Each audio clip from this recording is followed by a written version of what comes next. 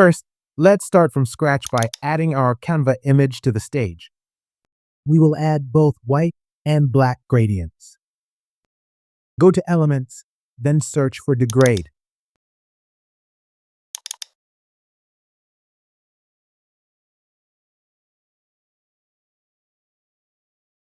Under Graphics, you will find a free white gradient.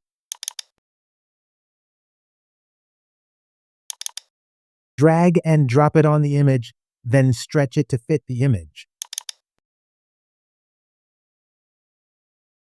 You can also rotate and move it to the other edges.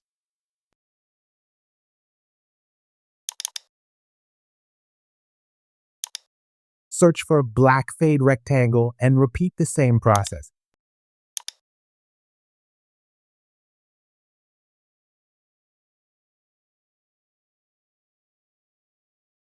All done.